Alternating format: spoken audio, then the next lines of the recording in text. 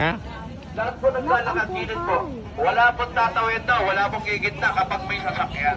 Kapag wala sasakyan,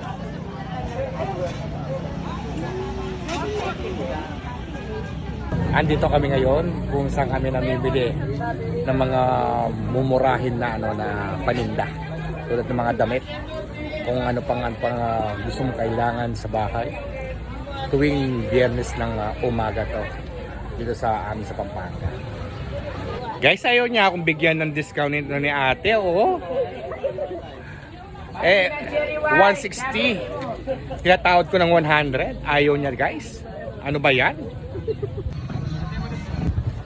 Naku guys, alam ba ninyo, nakaka-exciting talagang mamili dito. Yung mga kinakaya mong bilhin, kung ano yung katapat ng yung pera. Alam ba ninyo yon? Kung magkano lang ang yung dinadala. Marami ka na magpapamili. Huwag ka lang maselan, no? Hindi ka dapat magiging choosy. Ito guys, ito ay nagigisiksikan kami dito. Talagang naghahanap pa kami ng mga mapapamili. Diba yung kasyang-kasya lang sa mga pera namin. Kasyang-kasya sa mga pera namin. O diba? Huwag ka na lang magiging choosy kung ano yung napili mong magustuhan na bilhin. Dito guys, walang mahirap, walang mayaman. Kundi pantay-pantay ang mga tao dito kung sinong gustong pumunta. Tuwing Friday lang ito guys nangyayari. Naghahanap kami ng ng short. Kasi si Daddy gusto kong bilhan ng short para maragdagan naman kanyang mga gamit. Si Agnes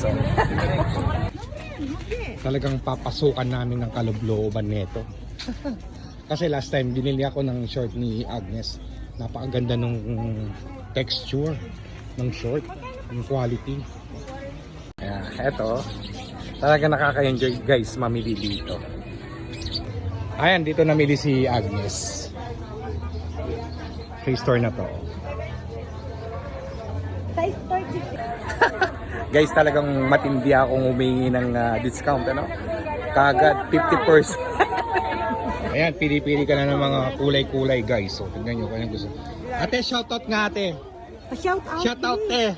Hello po. Oh, yan. Salamat kaibigan sa inyong pag-follow sa aking book. Anong pangalan mo? Christian, Taga saan ka? kaya dito lang. Ano mo nga, i-shoutout mo yung mga viewers natin?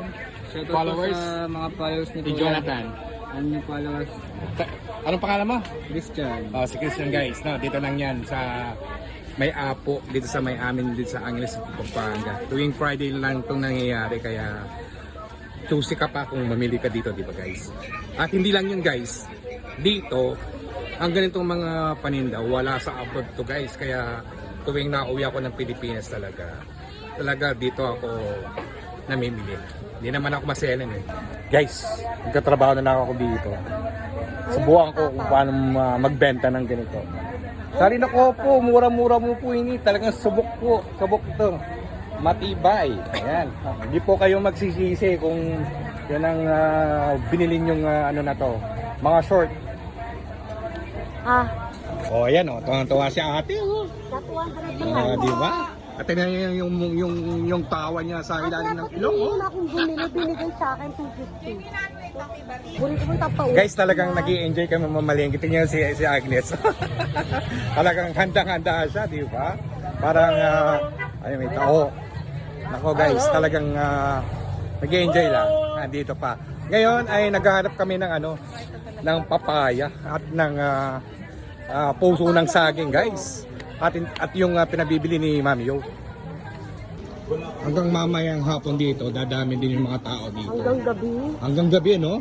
Wow. Kasi one day lang to nangyayari tuwing Friday.